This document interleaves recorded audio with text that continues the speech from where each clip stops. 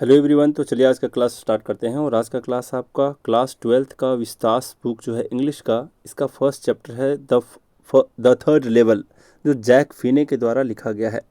इस चैप्टर के एमसीक्यू हम लोग देख रहे थे। पिछले क्लास के एमसीक्यू में हम लोग देखे थे टोटल 35 क्वेश्चंस एंड उसके आंसर्स और उसका एक्सप्लेनेशन, है ना। अब बात करते हैं 35 से आगे की। लेकिन जिनको भी प्रैक्टिस बैच ज्वाइन करना है, आप मुझे इस व्हाट्सएप नंबर पर मैसेज करना। खास करके जो भी ये उम्मीद करता है और फिर ऐसी कामना रखता है, ऐसी इच्छा रखता है कि वो स्टेट टॉपर करे, डिस्ट्रिक्ट टॉप करे, स्कूल टॉप करे, अगर टॉपर वाली भावना है आप में, तो आप इस प्रैक्टिस बैच को ज़रूर ज्वाइन करना। इसमें सिर्फ वर्ड मीनिंग ही नहीं सिखाता हूँ, इसमें जो आपके एग्ज़ाम्स में पूछे जाते हैं 40 के 40 क्वेश्चन एमसीक्यू के, सबकी मैं प्रैक्टिस भी कराऊंगा और अच्छे ढंग से प्रैक्टिस कराऊंगा समझाते हुए, टास्क एंड ऑनलाइन टेस्ट के थ्रू। तो इसको अगर आपको ज्वाइन करना है तो इस नंबर पर मुझे व्हाट्सअप करना, ठीक है। 35 नंबर क्वेश्चन तक देख चुके हैं हम लोग। अब देखेंगे 36 नंबर से आगे की ओर हम लोग बढ़ेंगे। क्या कह रहा है ज़रा देखो, 36 नंबर का क्वेश्चन क्या कह रहा है। यहाँ पर बोल रहा है, यहाँ पर क्या बोल रहा है, यहाँ बोल रहा है what kind of locomotive did Charlie see. Charlie जब थर्ड लेवल में पहुंच जाता है तो किस प्रकार का, व्हाट काइंड ऑफ किस प्रकार का लोकोमोटिव देखता है। लोकोमोटिव मतलब किस तरह का इंजन देखता है, रेल का इंजन देखता है। तो स्टोरी में ही मेंशन है आपका, कुरियर एंड आइव्स लोकोमोटिव देखता है, यानी कि इस कंपनी के नाम से एक इंजन देखता है, रेल का इंजन, है ना। तो ये वाला पॉइंट आया था, कुरियर एंड आइव्स लोकोमोटिव। तो इसका सी नंबर ऑप्शन करेक्ट होगा।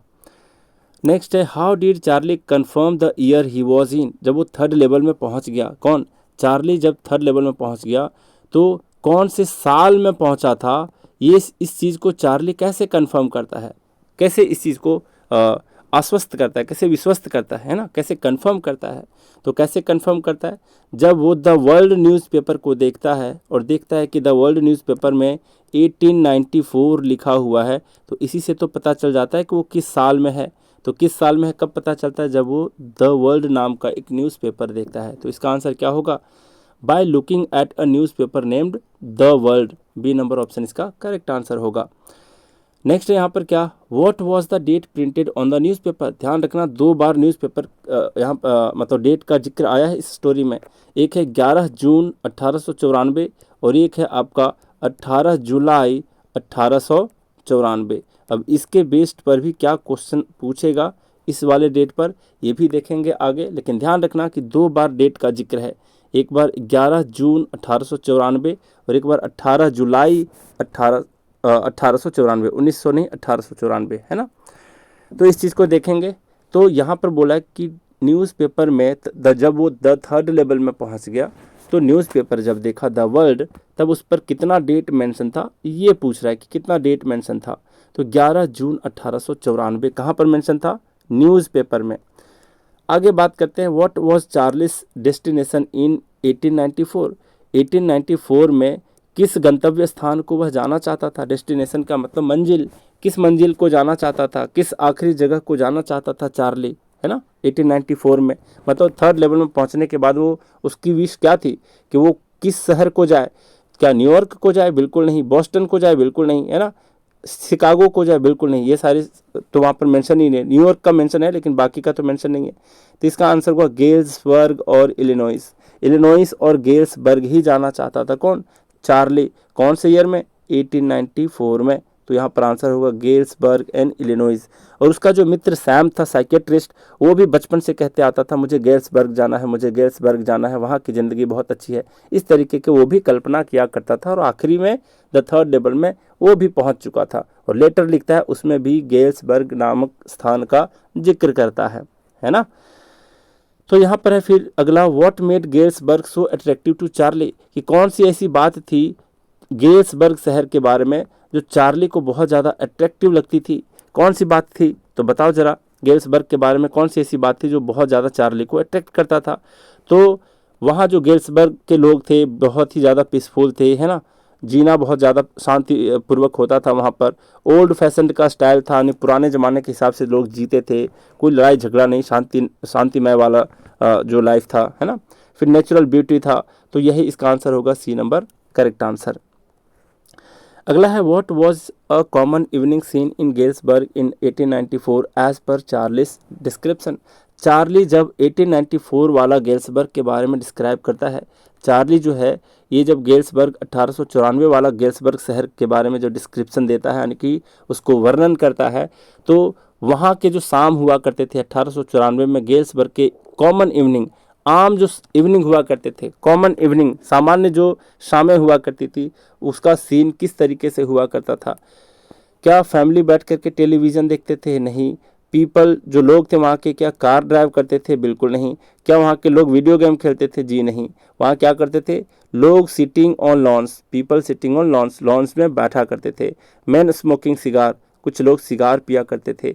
वुमेन यूजिंग फैंस, है ना, क्रॉस क्यों कर रहा हूँ इसको, करेक्ट होगा ये, है ना।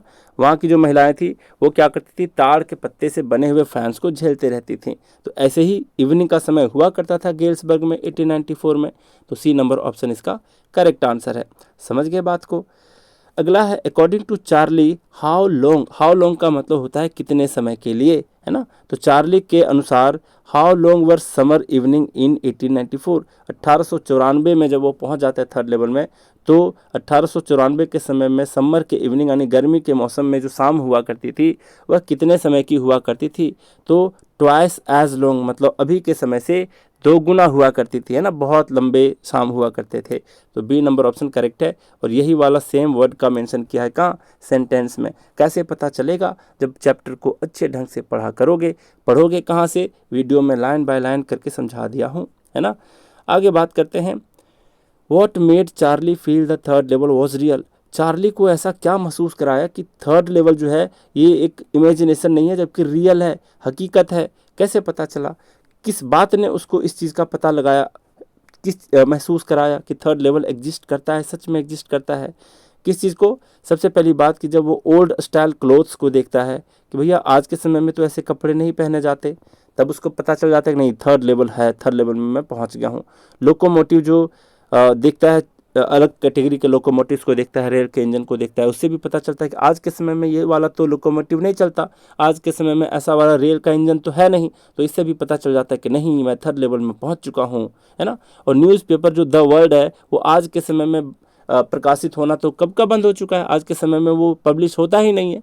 तो उस चीज़ को भी जब देखता है तब उससे भरोसा हो जाता है, विश्वास हो जाता है कि थर्ड लेवल रियल में एग्जिस्ट करता है। तो सी नंबर ऑप्शन इसका करेक्ट आंसर है ना। अगला जरा देखो, अगला क्या है यहाँ पर, why did Charlie want tickets to 1894, 1894 के लिए टिकट क्यों चाहता था चार्ली? 1894 के लिए टिकट क्यों चाहता था? क्योंकि वो मॉडर्न स्ट्रेस और इनसिक्योरिटी से बचना चाहता था, है ना। इसीलिए तो वो वहाँ से भाग निकलना चाहता था और 1894 की दुनिया में अक्सर चल जाया करता था। तो एस्केप करने के लिए, वहाँ से सच्चाई का सामना करने से भागने के लिए, स्ट्रेस है बहुत ज़्यादा चिंताएं हैं, वरीज हैं, वॉर का माहौल है ना, इनसिक्योरिटी है, फियर है, चिंताएं हैं। तो ये सब चीज़ से भागने के लिए, एस्केप करने के लिए ही वो क्या चाहता था कि भैया 1894 का टिकट मिल जाता, मैं यहाँ से छुटकारा पाता और वहाँ की शांतमय वाली ज़िंदगी को गुजार रहा होता, है कि नहीं। फिर आगे बात करते हैं, अगला है 45 नंबर क्वेश्चन। क्या बोल रहा है? बोल रहा है what emotion is Charlie expressing by wanting to go to 1894। किस तरीके के इमोशन को शो करता है, किस बात से कि चार्ली जो जाना चाहता है 1894 में, तो वह जाना चाहता है किस लिए, कैसा इमोशन है उसके अंदर, और किस इमोशन को सोचते हुए वो चाहता है भैया मैं यहाँ से भाग निकलूँ, इस ज़माने से भाग निकलूँ और पुराने ज़माने में कहीं चले जाऊँ दादाजी के समय में। तो किस बात से वो जाना उसके अंदर का इमोशन कैसा होता है? क्या वो बहुत ज़्यादा एक्साइटमेंट होता है वॉर को लेकर के? नहीं। क्या वो बहुत ज़्यादा अपनी वाइफ से नफरत करता है? ये सब भी बिल्कुल नहीं। तो इसका आंसर होगा nostalgia and longing for piece. उसकी इच्छा होती है, बहुत ही ज़्यादा लॉन्गिंग करता है। लॉन्गिंग कहने का मतलब बहुत तीव्र इच्छा, है ना। तो उसको शांति की तीव्र इच्छा होती है। तो शांति की तीव्र इच्छा कब मिलेगी? जब वो 1894 में चला जाएगा, है ना, अपने दादाजी के समय वहाँ चला जाएगा। दूसरी बात है कि नोस्टाल्जिया का मतलब होता है पास्ट को मिस करना, अतीत को याद करते हुए बहुत ज़्यादा मिस करना, इसके लिए एक शब्द होता है नॉस्टैल्जिया। तो अतीत को याद करने के लिए, मिस करते हुए, क्योंकि वो हमेशा से सपना देखते आता है कि गेल्सबर्ग जाऊंगा, है ना, वहाँ के जीवन बहुत अच्छे होते हैं, 1894 वाली लाइफ बहुत अच्छी हुआ करती थी, इस तरीके के लॉन्गिंग, इस तरीके के विशेष, इस तरीके की इच्छाएं उसकी बहुत पहले से ही थी, है कि नहीं। और इसी वजह से क्या होता था, यही वो फीलिंग दिखाता है कि वो 1894 में जाना चाहता है, पास्ट के मेमोरी के लिए और शांति को पाने के लिए, है ना, वो जाना चाहता है 1894 में। तो B number option correct answer है। नेक्स्ट है, why did the clerk refuse Charlie's money. Charlie को मनी को लेने के लिए क्यों रिफ्यूज कर दिया वहाँ का क्लर्क, जो बूथ पर बैठा था टिकट काटने वाला, वो उसके पैसे को क्यों नहीं एक्सेप्ट किया। इसलिए एक्सेप्ट नहीं किया क्योंकि उस क्लर्क को लगता था कि नहीं, तुम्हारा जो करेंसी है अभी समय का नहीं है, ये ओल्ड स्टाइल का करेंसी है, इसको मैं कैसे ले सकता हूँ, and not in use anymore, और अभी इसका इस्तेमाल नहीं होता, है ना। इसी वजह से वो लेने से इनकार कर दिया क्योंकि मैच ही नहीं करता था उस समय के करेंसी से। तो सी नंबर ऑप्शन इसका करेक्ट आंसर है।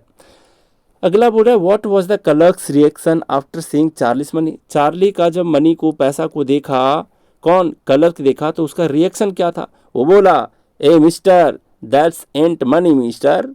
क्या बोला, ये पैसा नहीं है श्रीमान, है कि नहीं, ये पैसा नहीं है।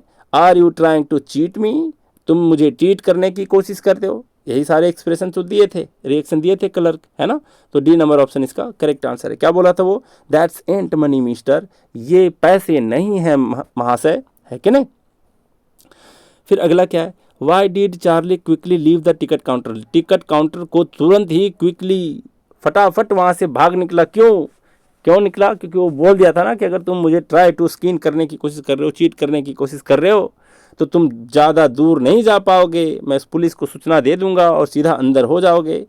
तो क्यों वहाँ से भागना चाहता था, क्योंकि वह बहुत ज़्यादा डरता था जेल जाने से 1894 में भी, क्योंकि भैया जेल तो जेल होता है, चाहे 1894 का हो चाहे 2094 का हो, जेल का जीवन थोड़े ना सुखमय होता है। तो यही सोच करके, इसी डर के वजह से वो क्या किया, वहाँ से क्विकली लीव कर गया, भाग गया। बी नंबर ऑप्शन इसका करेक्ट आंसर है। 49th नंबर बोल रहा है, where did Charlie buy old style currency from. Charlie जो ओल्ड स्टाइल का जो करेंसी था, टिकट लेने के लिए उसको ओल्ड स्टाइल के करेंसी चाहिए थे ना, तो वो कहाँ से खरीदा था, चार्ली कहाँ से खरीदा था उस करेंसी को, बताओ जरा। क्या वो स्टाम्प म्यूजियम में जाके करेंसी एक्सचेंज करेगा, गधे कहीं के, बिल्कुल नहीं। म्यूजियम में कोई करेंसी एक्सचेंज करता है, अपने ऑफिस में करेगा, बिल्कुल नहीं। क्या क्वाइन के डीलर शॉप पर किया और फिर ट्रेन स्टेशन पर किया, तो क्वाइन के डीलर शॉप पे जा करके वो क्या किया था, ओल्ड करेंसी को खरीदा था। तो सी नंबर ऑप्शन इसका करेक्ट आंसर होगा। How much value did Charlie get in old style bills for $300। उसके पास टोटल $300 थे, बैंक में सारे के सारे निकाल लिए थे, और जब वहाँ पर गए एक्सचेंज कराने के लिए चार्ली, तो ओल्ड स्टाइल के बिल उसको कितने मिले, बताओ। $300 दिए थे, तो कितने मिले थे, वहाँ पर साफ साफ लिखा है कि $200 से भी कम मिले थे उसको। लेकिन था कि भले ही उसको कम पैसा मिला, $300 के बदले 200 से भी कम मिला, लेकिन जीवन जीना वहाँ पर बहुत ही आसान था उतने पैसे में ही। क्यों, क्योंकि यहाँ तक कि अंडे भी 13 रुपये दर्जन मिलते थे, मतलब बहुत ज़्यादा सस्ता, है ना, ये कहने की कोशिश है। वही बात अगर पूछा गया यहाँ पर, देखो जरा, what was the price of a dozen eggs in 1894 as per Charlie. Charlie के हिसाब से 1894 में एक दर्जन अंडे के प्राइस क्या थे, तो प्राइस थे 13 सेंट। तो 13 सेंट इसका आंसर होगा, है कि नहीं। अगला बोला, what did Louisa ask Charlie to stop doing. Louisa क्या बोली, क्या छोड़ देने के लिए बोली। लुइसा चार्ली को किस चीज़ को छोड़ देने के लिए बोली, तो बोली कि भैया अब तुम थर्ड लेवल को देखना बंद करो, इसको खोजना बंद करो। तो लुकिंग फॉर का मतलब होता है खोजना, ढूंढना, सर्च करना, है ना। थर्ड लेवल को सर्च करना बंद करो। कौन बोलती है, चार्ली की वाइफ बोलती है कि अब थर्ड लेवल को ढूंढना बंद करो, स्टॉप करो। तो बी नंबर ऑप्शन इसका करेक्ट आंसर है। अगला बोल रहा है, what hobby did Charlie return to after stopping his search for the third level. जब बीवी के कहने पे द थर्ड लेवल को खोजना वो बंद कर दिया, जब स्टॉप कर दिया खोजना किस चीज़ को, थर्ड लेवल को, तो वापस किस चीज़ पर रिटर्न हो गया, सच्चाई से। तो उसको, वो तो हमेशा भागते रहता था। सच्चाई को भागने के बहुत सारे तरीके होते हैं। जैसे कि मान लो तुम्हारे जीवन में बहुत सारा दुख है, दुख से भागने की कोशिश करते हो तो क्या करते हो, इमेजिनेशन की दुनिया में भाग जाते हो। मान लो तुम्हारी बीवी छोड़कर तुमको भग गई है, तो अकेलापन जब महसूस करोगे तो कैसे इमेजिन करोगे, हाँ एक लड़की मेरे जीवन में और आ गई है, बहुत ही अच्छी है, बहुत ही सुशील संस्कारी है ना। इस तरीके से तुम इमेजिन करने लगते हो। फिर पता चलता है कि तुम्हारे बच्चे भी हो गए, एक बच्चे का नाम ओबामा रखा है, दूसरे बच्चे का नाम ओसामा रखा है। इस तरीके से कल्पना में डूब जाते हो कि नहीं डूब जाते। तो अक्सर वो थर्ड लेवल में भाग जाता था, इमेजिनेशन की दुनिया बना लेता था। कौन? चार्ली।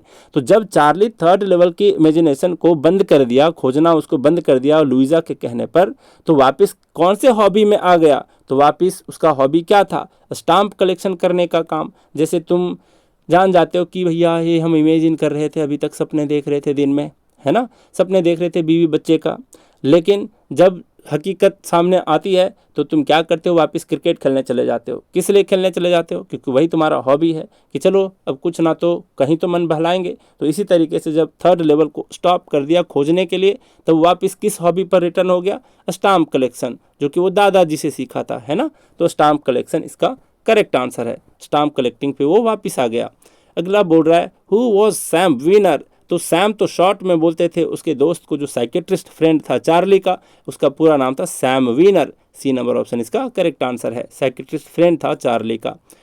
नेक्स्ट बोला है what did Sam Weiner always wish to do. Sam Weiner हमेशा क्या करना चाहता था? तो बचपन से उसकी एक इच्छा थी कि वो चारे का दुकान खोले। क्या करे? चारे का दुकान खोले, मतलब कि चुन्नी भुस्सी का दुकान खोले। हे मतलब होता है सूखी घास का दुकान खोले, है ना। चारा का दुकान खोले, फीड का मतलब चारा भी होता है, और अनाज का बिजनेस करे, है ना। तो इसी चीज़ का बिजनेस वो करना चाहता था। कौन? चार्ली का friend Sam Weiner. B number option इसका करेक्ट है, करेक्ट आंसर है।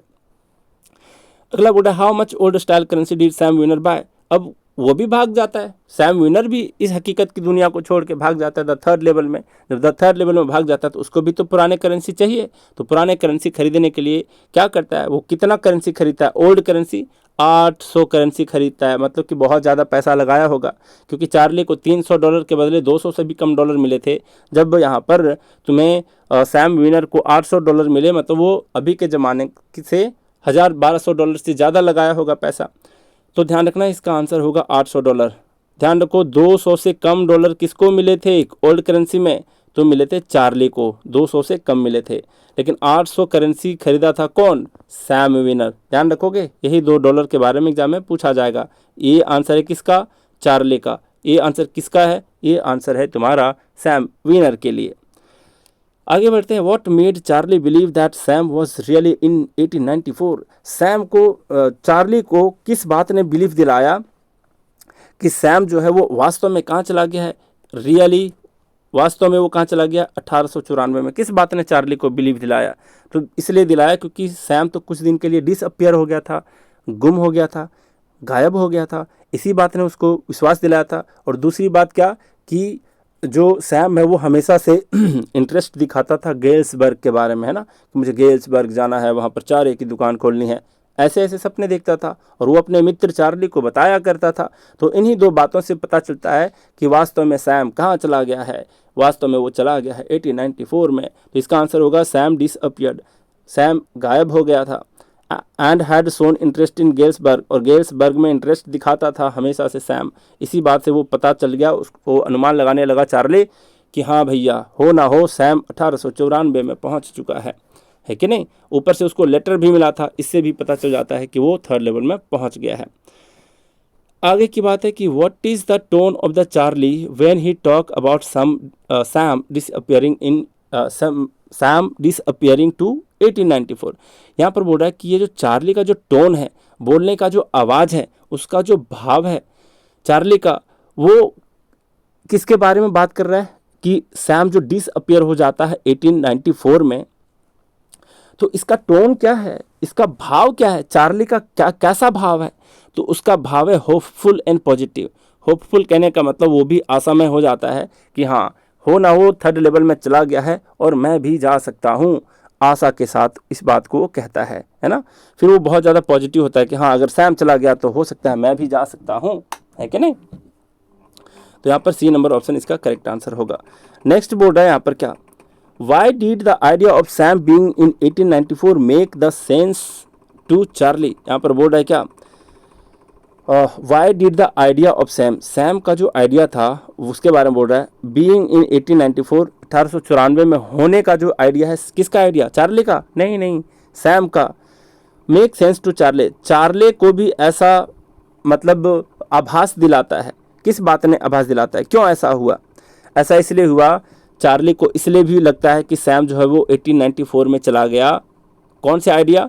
उसके पास एक आइडिया था कि सैम हमेशा विश करता था कि गेल्सबर्ग की आइडिया, यानी कि गेल्सबर्ग में जाने का जो आइडिया था हमेशा से, तो गेल्सबर्ग का आइडिया किसका हुआ करता था हमेशा बचपन से? सैम का, है ना। तो ये बात तो चार्ली जानता था और इसी बात से वो उसको पता चल गया, उसको एक सेंस आ गया, एक आभास आ गया कि हो ना हो सैम निकल लिया है गेल्सबर्ग की ओर, है ना। और गेल्सबर्ग के बारे में सैम जब भी सुनता था तो बहुत ही ज़्यादा रोमांटिसाइज हो जाता था। रोमांटिसाइज कहने का मतलब है कि बहुत ज़्यादा रोमांचित हो जाता था, खुश हो जाता था। तो इसका ऑप्शन नंबर ए होगा आंसर।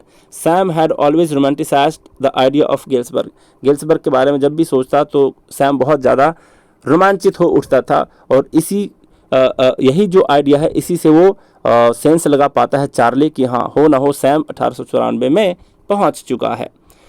आगे बात करते हैं 68 नंबर का। यहाँ पर बोल रहा है what does the passage suggest about Charles belief in the third level. क्या कह रहा है जरा समझो। यहाँ बोल रहा है कि पैसेज यानी कि इस चैप्टर का एक पैसेज है जो सजेस्ट करता है कि चार्ली का जो बिलीव है थर्ड लेवल के बारे में वो कौन सा बिलीव है। What does the passage suggest about Charlie's belief in the third level? Third level के बारे में जो चार्ली का विश्वास है वो ये जो चैप्टर का जो पैराग्राफ है वो क्या कहता है, क्या कहता है जरा बताओ।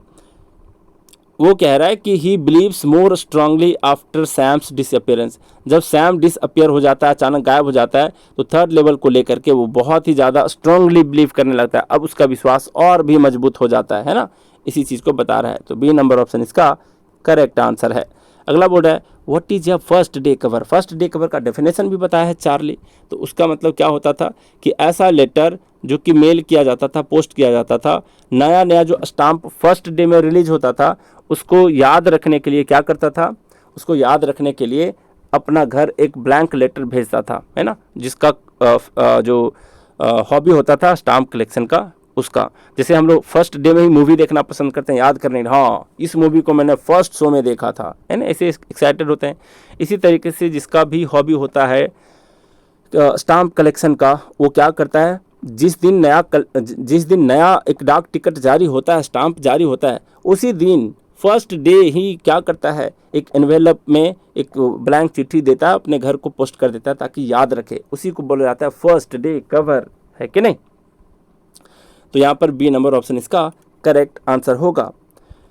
और कैसे पता चलता है कि फर्स्ट डे कवर जो है वो फर्स्ट डे में ही भेजा था? क्योंकि वहाँ पर एक मुहर लगाता था, पोस्ट मार्क लगाता था, है ना, जिसको मुहर बोलते हैं। जो डाक घर में होता है ना, मुहर लगाता है चिट्ठी के ऊपर, उसमें डेट मेंशन होता है। तो उसी डेट से वो पता कर पाता है कि हाँ जिस दिन रिलीज हुआ था उसी दिन हम इस डाक टिकट को खरीदे थे और रखे थे। फिर अगला क्वेश्चन बोल रहा है उसी टाइप का कि what does the post mark on a first day cover proof.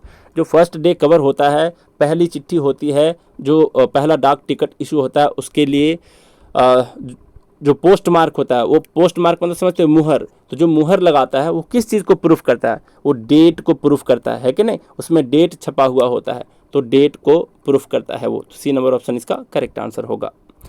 अगला बोल रहा है what was unusual about the first day cover Charlie found. Charlie जो है वो एक फर्स्ट डे कवर मिलता है उसको, है ना, ढूंढ रहा होता है वो चिट्ठी को, उसमें गुम हो जाता है, तो एक देखता है कि फर्स्ट डे कवर है, उसमें एक अनयूजुअल चीज़ देखा कि मतलब सामान्य तौर पे ऐसी घटना नहीं होती थी। तो कौन सी ऐसी अजीब सी बात उसको नोटिस में आई, है ना, मतलब ध्यान में आई।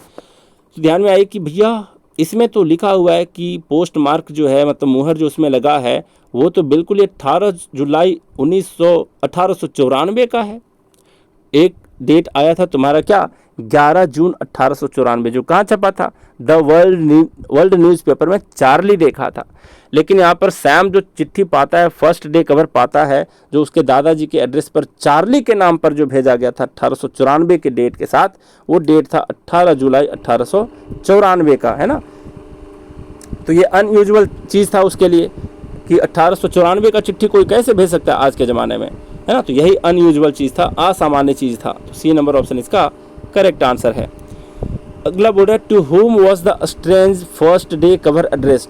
जो फर्स्ट डे कवर जो उसको मिला चार्ली को, तो देखा कि किसके एड्रेस पर भेजा गया था, मतलब सैम जो भेजा था चिट्ठी उसको किसके एड्रेस पे भेजा था, तो चार्ली के ग्रैंडफादर के एड्रेस पे भेजा था, तो सी नंबर ऑप्शन इसका करेक्ट आंसर है। अगला बोल रहा है what was printed on the stamp, stamp के ऊपर क्या प्रिंटेड था, यानी किसी व्यक्ति का फोटो से ही वो जारी किया जाता है डाक टिकट, कोई महान व्यक्ति के नाम से ही जारी किया जाता है। तो बताओ कि स्टाम्प पर यानी जो चार्ली भेजा था चिट्ठी, फर्स्ट डे कवर जो भेजा था किसके एड्रेस पर, चार्ली ने भेजा था, सैम जो भेजा था चार्ली के दादाजी के एड्रेस पर, और चिट्ठी लिखा था चार्ली के नाम पर। उसमें जो फर्स्ट डे कवर था, ऊपर जो लिफाफा में छपा था, वहाँ जो डाक टिकट चिपकाया था, उस डाक टिकट पर किसका फोटो लगा था, वही पूछ रहा है। What was printed on the stamp, stamp पर क्या प्रिंटेड था। तो यहाँ पर एक राष्ट्रपति का फोटो था, है ना। तो अब्राहम लिंकन तो बिल्कुल नहीं था, और रूजवेल्ट भी नहीं था, है ना, रूजवेल्ट भी नहीं है। तो प्रेसिडेंट गारफील्ड का फोटो था, तो सी नंबर ऑप्शन इसका करेक्ट आंसर होगा। याद रखना ये सारे points. What was the value of the stamp on the envelope, अब एनवेलप पर जो स्टाम्प लगा था, जो सैम भेजा था जो चिट्ठी को चार्ली के नाम पर उनके दादाजी के एड्रेस पर गेल्सबर्ग में, वो बताओ कि वहाँ पर जो स्टाम्प लगाया था जिस पर प्रेसिडेंट गैरीफील्ड का क्या था, गैरीफील्ड का वहाँ पर फोटो था, उस डाक टिकट का दाम कितना था। तो पैसेज में लिखा गया है कि नहीं, मतलब चैप्टर में दिया गया कि 6 सेंट उसका दाम था, 6 सेंट उसका दाम था, है ना। यहाँ पर 6 पैसा समझो एक तरीके से, रुपया नहीं पैसा। Who had signed the letter inside the envelope, envelope के अंदर कौन साइन किया था। ऑब्वियस सी बात है सैम भेजा था तो सैम ही साइन करेगा, तो सैम साइन किया था, सैम विनर, है ना।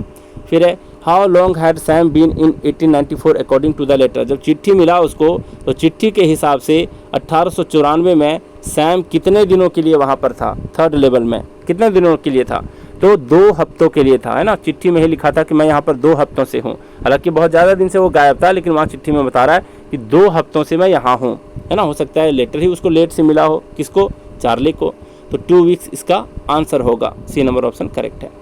फिर where was the music coming from as mentioned in Sam letter, Sam का लेटर में जो मेंशन किया गया है म्यूजिक के बारे में, वो कहाँ से आ रहा था, तो दिल्ली के प्लेस से, है ना। हो सकता है कोई महिला रही होगी दिल्ली नाम की, तो दिल्ली के जगह से, दिल्ली के घर से वो आवाज़ आती है, म्यूजिक की आवाज़ आती है जब वो द थर्ड लेवल में पहुंच जाता है। इस बात को सैम कहाँ लिखता है, अपने लेटर में लिखता है। अगला बोल रहा है what song were people singing on the front porch, मतलब बरामदे में, पोर्च का मतलब बरामदे में सामने जो बैठते थे लोग, वहाँ पर किस तरीके के सिंगिंग करते थे, किस तरीके के गाना गाते थे। यहाँ सारे गाने के नाम दिए गए हैं, उसमें से चूज करना है। तो एक ही गाना था जिसका नाम है क्या, सीइंग नेली होम, ऐसे करके जाने अंग्रेज लोग कैसे गाते हैं। तो सीइंग नेली होम गाने का राग था, सुर था, यानी कि फर्स्ट लाइन था। तो इसको ध्यान रखोगे, गाने का नाम को, टाइटल को। अगला बोल रहा है what invitation did Sam give to Charlie and Luisa, किस तरीके का इन्विटेशन देता है चार्ली और लुइसा। तो इन्विटेशन देने से पहले क्या बोलता है, चार्ली को बोलता है कि यहाँ पर मुझे लोग क्या करते हैं, लेमोनेड पे बुलाते हैं। लेमोनेड मतलब नींबू पानी के लिए बुलाते हैं, गर्मी मौसम में पीने के लिए, है ना। इसलिए come on Charlie and Luisa, यही वाला सेंटेंस बोलता है, come on Charlie and Luisa. इसका मतलब होता क्या है, इसका मतलब है वो क्या बोल रहा है, चलो यार तुम भी चले आओ यहाँ पे लेमोनेड पे, यानी कि पानी, नींबू पानी पीने के लिए, है ना। तो सैम को इसी तरीके का इन्विटेशन देता है, किस तरीके का, कम ऑन, क्या बोलता है, come on Charlie and Luisa to Galesburg. तो किस लिए बुलाता है वो, लेमोनेड के लिए बुलाता है। तो सी नंबर ऑप्शन इसका करेक्ट आंसर होगा, 71 का सी नंबर आंसर करेक्ट है। फिर बोल रहा है what kind of life did Sam mention in his letter from 1894, कि 1894 में ज़िंदगी वहाँ किस तरीके से थी, इसके बारे में सैम अपने लेटर में क्या मेंशन करता है, किस तरीके का लाइफ है 1894 में वहाँ पर थर्ड लेवल में। तो बहुत ही ज़्यादा पीसफुल है और बहुत ही ज़्यादा म्यूजिकल है, म्यूजिक लोग बजाते हैं, बहुत ही ज़्यादा शांतिपूर्ण जीवन है। तो बी नंबर ऑप्शन इसका करेक्ट आंसर होगा। मुझे लगता है कि इस लेटर में जो लिखा है, चार्ली अपनी स्टोरी को बताया है, मुझे लगता है सैम नाम का कोई व्यक्ति भी नहीं है, सैम को भी वो अपने इमेजिनेशन में शामिल कर लिया है, ऐसा मुझे कई बार प्रतीत होता है। लेकिन ध्यान रखना कि सैम जो चिट्ठी लिखता है 1894 का, वहाँ की ज़िंदगी के बारे में क्या बता रहा होता है कि यहाँ की ज़िंदगी बहुत ज़्यादा पीसफुल और म्यूजिकल है।